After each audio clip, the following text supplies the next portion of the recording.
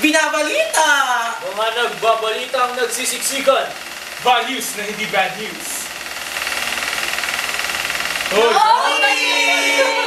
Oh my God, te, ang daming ibabalita ngayon. Oh? Yes! Ay, grabe yung Traffic! Ayun! Baha! Weather! Showbiz! Sports! Ayun!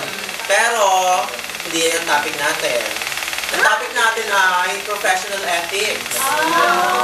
So, ano yung professional ethics? Ano sasabi mo sa professional ethics? Professional ethics, yun yung makikita natin between sa mga empleyado at sa mga company. Tama. Tama. Professional ethics, yung mga yung ipapakita mo mga disiplina, manners, attitude pag nasa opisina ka. So, sisimulan natin sa recruitment, promotion, and discipline. Recruitment, promotion, and discipline. Sisimulan ko sa recruitment. Pag recruitment, which is, parang when you're applying a work or a job, dapat, pag nag-apply tayo sa isang trabaho, alam natin kung anong papasukan natin. Kasi, doon maa-apply yung mga skills natin, mga abilities. Tapos, dapat yung pag nag-apply tayo sa isang management, sa isang company, dapat aalamin natin kung ano yung mga benefits na makukuha natin, kung pinapriority ba nila yung mga employee nila. Siyempre, dapat kinukuha natin yung mga feedbacks ng mga ibang employees. Kung okay ba tong company na to, ganon. Ganon ang recruitment, guys. Ang promotion, yun nga, isa siya sa mga issues na kinakaharap ng mga company. Kasi hindi naman lahat pwedeng i-promote eh. Hindi lahat qualified para dun sa job na pag ina-applyan nila or sa promotion na ina-applyan nila. Halimbawa, yung employee, wala siyang masyadong effort. Pero may kamag-anak siya dun sa company. Yun na-promote siya, hindi dapat inotolerate ng isang company yung mga ganong bagay-bagay. Kasi dapat ang mga employee, tinitreat ng pantay-pantay. Na dapat hardworking tayo, effort, and namimit natin lahat ng mga deadlines na binibigay ng boss natin or ng kliyente natin para tayo ma-promote. Yan. So, ano nga bang discipline? Ang discipline is na-apply natin siya araw-araw, sa araw-araw na ginagawa natin. Sa pagpasok sa school, pagsasalita, paglalakad, disiplina pa rin yun. Parang, yun nga, parang endless ang discipline. So, na-apply natin siya sa buhay natin. So, sa isang company, dapat may disiplina tayo. Dapat meron kang time management. Hindi pwedeng pumapasok ka araw-araw ng late. Yun. Isa yun sa factor kaya hindi na-promote yung mga employees kasi late silang pumapasok. So, yun nga, disiplina yun. Dapat maaga ka nagigising para maaga ka makapasok sa work. Para ma-meet mo yung goals mo, para magawa mo yung trabaho mo ng maayos, para ma-promote ka. Ganun ang disiplina. Sa discipline din, dapat i-treat natin yung boss natin as boss. Hindi pwedeng ayaw mo sa boss, ayaw mo talaga sa kanya, ayaw mo sa kanya, at ayaw mo na rin sa trabaho mo. So, dapat guys, pag applying in a certain management or company, we need discipline. Dahil, yun nga guys, sa disiplina, dun natin makukuha yung promotion and recruitment na hinahangad natin. So, yun lang guys. Mga susunod pa na topic sa pagbabalik ng VAL News. Ang gutom, walang oras na pinipili. Pag nagutom ka, pumapangit ka. Ang pangit pa dyan. Pag di kaya ng budget ng pagkain, double pangit. Buti na lang, may 50 peso mag-saver meals sa McDonald's. All day, every day. Kahit anong oras magutom, afford ang kain. Don't be gutom. Don't be pangit.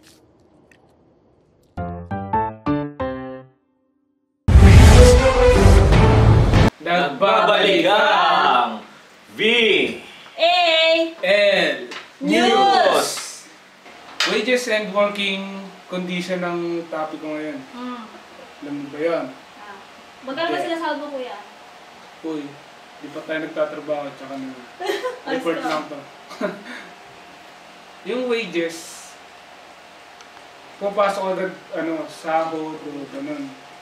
sweldo.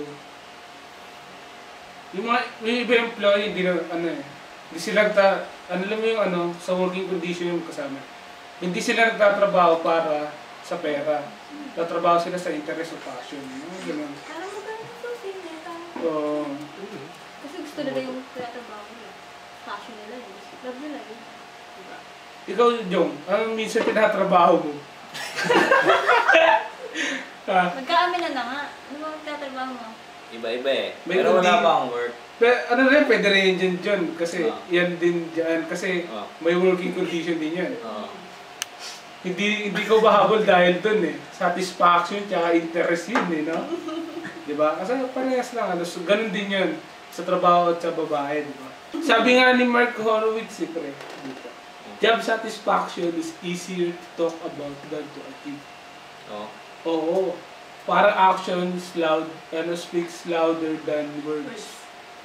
O madaling pag-usapan, mahirap ma-achieve o makuha. Oo. Working condition, di ba? Ano ba yan? Ano yun eh? Sample na lang tayo, no? Yung nagtatrabaho sa construction, mahirap yung ginagawa nila, pero ang baba na sahod. Pero yung mga sa office, aircon, komportable sila. Pero ang taas ng sahod, no? Bakit, kasi bakit andun sila? Yung ganun. Bakit nga ba? So, ikaw, Jong, Ayun bakit nga. nga ba? Ha? Masasabi natin na, oo, masarap nga. Pero, iba yung physical nila sa mental, di ba? Iba, ganito, magaling sa ganito. Kaya yung condition nila nandun sa part na yun, sa position na yun. Kaya, ayun, masasabi mo na, yun yung limit ng isang tao kung magaling sila dito. So, pag dito ka lang. So, pag wala kang choice na magkapera, di ba? Ako, construction worker ako. Hindi ako marunong sa Excel, Microsoft Word, ganun. Siyempre, ito kaya ko to, magpapala lang ako. No choice ako eh, wala akong alam eh, mentally. Oo. Diba? Physically ako magaling. Oo. Diba? Yun. Ayun yung sinasabi ko. Oo. Oo, yun. Tama yun. Sa pag-aaral yan. Oo. Kaya di ba nga, kaya yung iba, hindi sila nakakapasok sa ganong company o sa ganong trabaho. Kasi nga, yung state ng studies nila, hindi sila nakapagtapos eh. Oo, mababa. Diba? Kaya napipilitan sila dun sa kondisyon na yun. mag-work ng ganun. Oo. Kaya iba pa rin, pag may pinag-aralan ka, nakapagtapos ka ng pag-aaral, sa ngayong generation ko, importante talaga. Correct. Doon po nagtatapos ang wages and working condition. Sa mga susunod na topic po ay sa pagbabalik na lang ng BAL News! No camera tricks were used in this commercial. Just BioLink VCO 5-minute hot oil for intense moisture, now also in shampoo. Mula sa Splash. At nagbabalik po ang BAL News! Ang topic ko ngayon ay fiduciary relationship. Yun yung pagbibigay ng tiwala mo para sa kumpanya na papasukan mo. Ikaw, employee ka. Pagpapasok ka ng company, siyempre mag-a-apply ka. Siyempre, i-interviewin ka, ano bang expect sa'yo? Ibibigay mo yung mga dapat na expect na kailangan nila. Ikaw ba? Ngunit? Kasi ano yun eh, yung sa mga kontrata na yun, hindi basta-basta ka magtitiwala agad. Siyempre, kailangan basahin mo muna yun. Oo, tama. May mga... Di ba may mga condition doon Oo. sa loob ng kontrata na yun? Parang ang tawag dito? Parang di ka tiwa-tiwala na kumpanya. Parang bogus lang na gano'n. It creates rights and obligation of both management and employee. Ayun yung tinanggap ka na sa kumpanya na ina-applyan mo.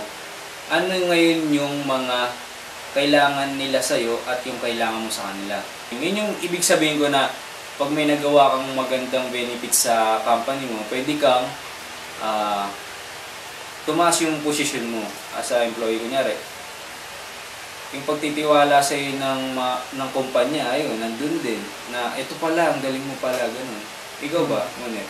Kung tatanggapin ka sa isang kumpanya, ano muna yung gagawin mo para makilala ka ng kumpanya mismo na pinasukan mo? Ganun. Just be true to yourself, diba? Sa interview pa lang, doon at first, doon nila lang hinikilala yung tao. Bago ipakit sa kumpanya nila. Tama. Ikaw? Di ba yung pag, kunwari na lang, pagpasok na lang, doon ka na lang magpapakitang gilas. Para ano. Oo, tama ka doon. Parang doon mo imimit yung Para sa Pilipinas. expectation nila sa'yo. Areas to be considered are conflict of interest. Interest yun yung pagkikibagay mo sa ibang ka-office mate mo if ever na matanggap ka. Para hindi na masira yung tiwala nila sa'yo. Ayun yung ibig sabihin nun, para maiwasan mo yung breach of faith sa kanya yung business morality. So, business morality, ano bang pinagkaiba ng morality sa ethics? Okay. Monet. Sagutin natin yan ngayon. Oh. So, ngayon pa lang, papasalamat na po ako sa Google. Na-search ko po eh. So, masasabi yung morality is more on behavior. At dito natin malalaman kung yung action is right or wrong. Samantalang yung ethics, yun yung principles natin or beliefs. So, sa morality, pagdating sa business, it's personal. So, may kanya-kanya tayong beliefs. May kanya-kanya tayong prinsipyo. So, dahil doon na nagkakaroon ng behavior. Oh. Kung ano yung prinsipyo natin, ikaw ba, ano ba prinsipyo mo sa buhay? Simple lang. Ano? Ang gusto ko lang naman sa buhay ko, yung simpleng buhay, makatapos ganyan, magandang buhay. Yun lang. Parang pagtanda ko, travel na lang, tapos nagre-relax na lang ako. Okay. Sige, mga Kaya, Ha? i-share ka ata eh. Ganun lang din. ano ba prinsipyo mo sa buhay? Yun lang, normal lang din. Katulad lang rin halos sa kanya. Yun lang. Sinisipin buhay. Simple lang. So, dahil sa prinsipyong yun, nagkakaroon kayo ng ano ngayon, kung sino talaga kayo, kung ano yung mga pinapahating ugali sa ibang tao. Yun. Dahil ba sa prinsipyong yun? Tama ba? So, para sa business din, kung ano yung prinsipyo natin sa buhay, kung ano yung pag-uugali natin, di ba sinabi ko nga, just be true to yourself. Kailangan natin maging honest kung ano yung Amen! nagiging naramdaman natin, kung ano yung the way of feeling natin, dito sa mga business. So, di ba, sa sinabi mo kanina na para hindi masira yung tiwala ng employee sa company, sa company sa employee, dapat magkaroon ng pagkakaisa o dapat maganda yung paikutungo sa mga ka-office mate mo. Kung paano ka usap. Para sa akin kasi sa side naman ng kuya ko sa company nila, parang nawawala na ng respeto sa bawat isa. Kunyari, close nila yung yung boss nila. Hindi, wala naman na sinasabing ganun. Gabi ka naman. Sa side ng sa kuya ko, parang nagkakaroon sila ng, alam mo yun? Hindi. Boss yung nakakasama na, pero yung paggalang wala na. Parang komportable. Boss nga, di ba? Boss nga. So, nasa mababa pero siya. magkamag-anak sila. Nasa mababa yung posisyon ng mga nandun sa employee. Yung mga employee sa company na yun. So, sana magkaroon pa rin tayo ng, alam mo yun, ng respeto, ng paggalang sa mas nakakataas sa atin sa company. And then, sa bawat principles or beliefs ng bawat employee, parang nagkakaroon tayo ng sharing ng kaalaman ba. Ito yung nalalaman ko, i-share ko sa ito. Para nga naman maging successful yung isang company o isang business. Diba? Tama ba ako? Kung anong nyo?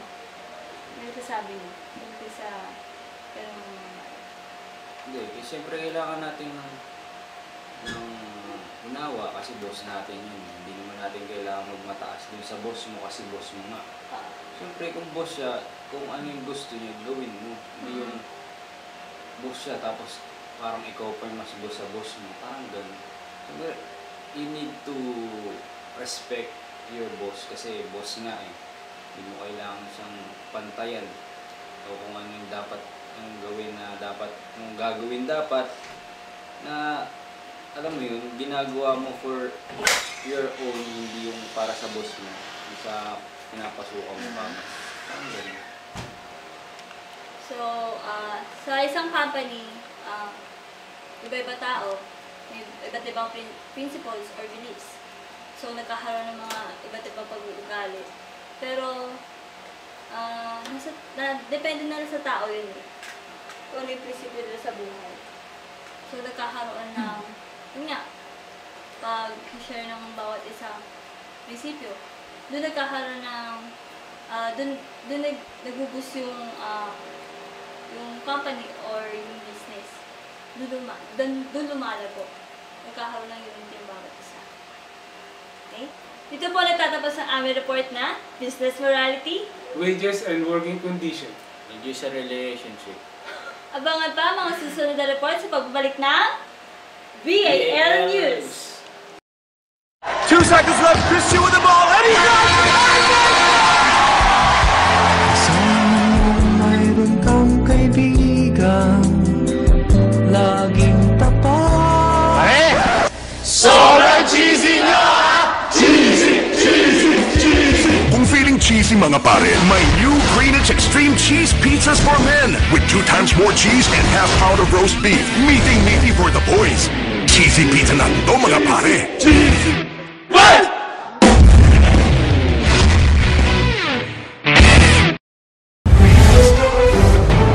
Nagbabalik po ang BAL News. Aba, mais ka. Okay. Topic po natin ngayon is mga issue regarding professional ethics. Ano nga ba ang mga issues na nag-a-arise regarding sa professional ethics? Ano nga ba? Una-una dyan is yung conflict of interest. Pag sinabi mong conflict of interest, ano ba yun? Conflict of interest, ibig sabihin yun yung mga nagiging problema pagka nagbabangga na yung interest ng bawat individual. Pero na-apply din siya sa mga organisasyon. Kasi ang organization is composed of a system of individuals. Like company, group of individuals. Ano nga ba paano nga ba nag-a-arise ang conflict of interest sa organization or related sa professional ethics? Paano nga ba? Usually yan, mga objectives or goals. Doon minsan nagkakabanggaan ang mga like management tsaka ang mga workers, mga employees. Kasi magkakaiba yung mga interest nila. Siyempre, bilang isang individual, ikaw bilang isang trabahador, siyempre, ang usually interest mo is kung hindi sa ikabubuti ng company, ikabubuti ng sarili mo. Lalo kung may pamilya ka. Karamihan, ikakabuti ng sarili, diba? Usually, mga personal-related issues. Unlike pag company, usually mga manager or supervisor, mga matataas na posisyon, mga head ng mga companies, sila, ang pinaprioritize nila or ang interest nila is ma-develop ng gusto yung company and lumago. So, di ba namang kung kumpanya hindi gustong lumago, di ba? So, ano ba mga nasasagasaan nun? If nakaka-relate ka sa mga employee, usually nasasagasaan sa conflict of interest ay yung integrity. Yung integrity, yun yung consistency like morals, principles, prinsipyo. Yun yung nasasagasaan usually ng mga goals ng mga company. Kasi sa panahon ngayon, kung mapapansin mo, hindi naman sa lahat, pero marami ng kumpanya yung hindi na nila tinitignan yung mga empleyado nila as human or as something. They think that their employees are robot, di ba? Robot. Parang hindi nila diba? kinoconsider yung Hindi nila kinoconsider yung rights ng mga employees. Ano nga bang mga sagot para maiwasan yung conflict of interest? Compromission. Yun yung pag-aayos or pag-meet ends. Tama? Pag-meet ends. Kumbaga, pagbibigyan mo yung isang tao sa ganitong bagay as long as kapalit nun is pagbibigyan ka rin niya. Yun ang pinakamadaling solusyon when it comes to conflict of interest. Bakit nga ba nagkakaroon ng conflict of interest? Bakit nga ba? Yan yung susunod na topic natin. Ito ay yung breach of faith. Ano nga ba yung breach of faith? Pag sinabi natin breach, is yung pagsira. Tapos yung faith, di ba yung... Parang sa mga contract. May breach of contract. May tinatawag tayong breach So, of may contract. breach of contract, may breach of faith. Yeah, breach of faith. Paano nga ba na-commit ng individual yung breach of faith? Employee to boss or boss to employee? Same. Honesty, disloyal. Usually, papansin mo ngayon is like, kung hindi mismatch sa yung individual dun sa trabaho is nagja-jump siya ng company. Balik tayo sa conflict of interest. Karamihan ngayon, di ba? Ano yung mga nursing, di ba? Graduate. Conflict of interest, isang bagay din siya sa conflict of interest. Nag-graduate ng nursing, saan usually na pupunta ngayon? Call center. So, kapag na-encounter natin yun sa company, kung sa may company nagtatrabaho kayo, kung may di kayo pagkakaunawaan ng boss nyo, o employee nyo, kailangan solusyonan na agad yun. Kausapin mo na agad para hindi na lumala, hindi na maapektuhan yung trabaho nyo. At malay mo, ma-promote ka pa ako, di ba? Kung pinag-iigihan mo yung trabaho mo. Usually sa mga ganyan kasi yung iba, pinapabayaan na lang yung, kung ano yung nakikita na lang mali. Sila nagvo-voice out, like, for example, itong manager na to, supervisor na to is sobrang mali na. As in, makikita mo naman, di ba, pagka mali na yung isang tao, hindi porkit nakakataas ng posisyon, sunod ka na lang ng sunod. Siyempre, may sarili ka na mag-isip. Kung hindi mo siya kayang kausapin, hindi mo siya kayang lapitan, pwede kang humingi ng tulong sa mga... yan, isa pang bagay, kaya nagpapa-evaluate din ng mga companies. Nagkakaroon ng mga personal evaluation. Pwede ka rin doon submit ng mga hinanay mo sa comments. Opinions. Opinions. Importante yun. Kaya yung mga company din, importante din na nakikinig kayo sa mga pangangailangan ng mga trabahador nyo. At dyan po nagtatapos ang aming topic, which is the issue of conflict of interest at breach of faith. Magbabalik po kami para sa iba pang topic pagkatapos ng commercial. At ito po ang VAL News!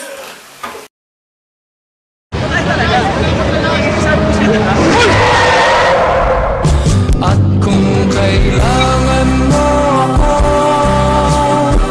sa Save my life! Pare! Sobrang cheesy nyo, ha? Kung feeling cheesy mga pare, may new Greenwich Extreme Cheese Pizzas for Men. New Philly Cheesesteak Overload with 2 times more cheese and half pound of roast beef. New Monster Cheese and Pepperoni Overload. Meaty for the boys. Cheesy pizza natin to mga pare.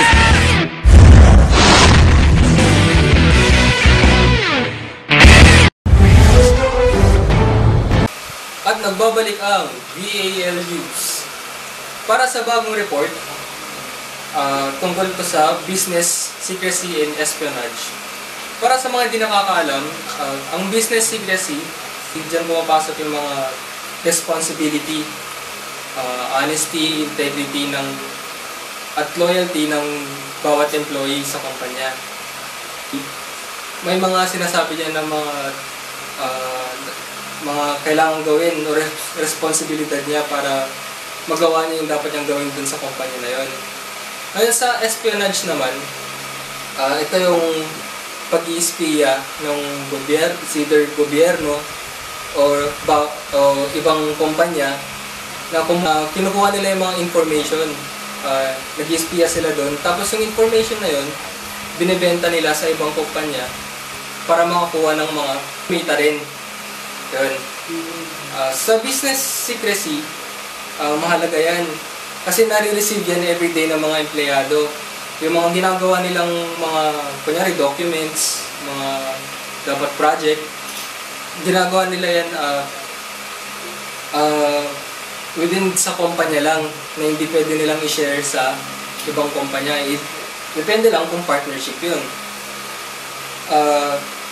Ito naman sa business ng espionage naman, may mga kumpanya na may mga hinahire silang mag-i-spy sa mga information ng ibang kumpanya. Kunyari, itong kumpanya na to, mas maganda ang idea nila. Ngayon, yung mga information na yun, binibenta nila sa ibang kumpanya or sa mga iba pang nag-i-start na kumpanya. Yan. Ngayon, dito sa honesty and expense accounts. Napakasimple lang to. Pag sabnabing honesty, common sense na yun sa mga sa mga empleyado na pagpasok mo sa kumpanya na yun, na dapat loyal ka, na may integridad ka dun sa kumpanya na yun. Example na pag sinabi mong kaya mo tong gagawin na to, dapat kaya mo talaga. Hindi yung nagdadalawang isip ka na inutos sa'yo, tapos di mo rin pala magagawa kagad.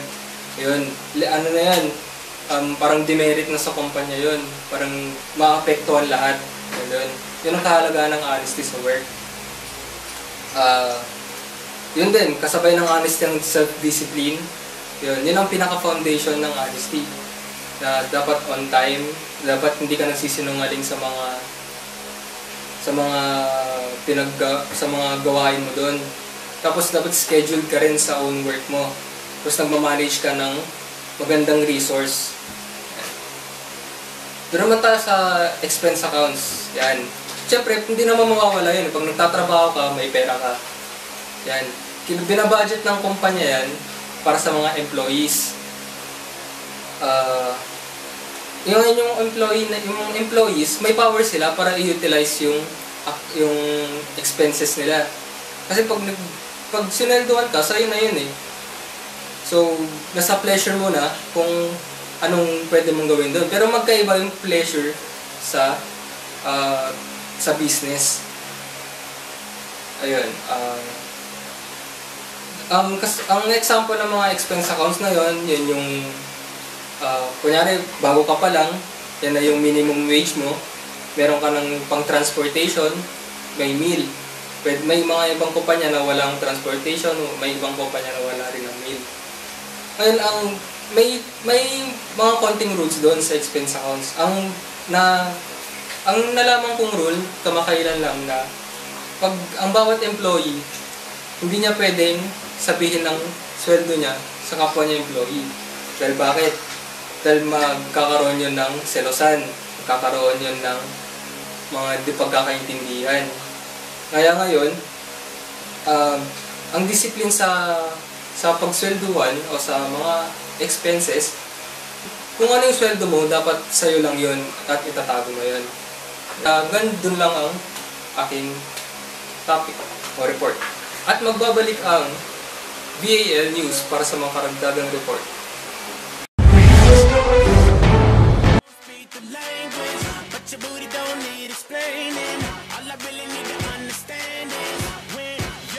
Talk dirty to me. You talk dirty to me. Talk dirty to me. You talk dirty to me. Get jazzy on them. You know the words in my songs. No habla English. Our conversations ain't long, but you know what is.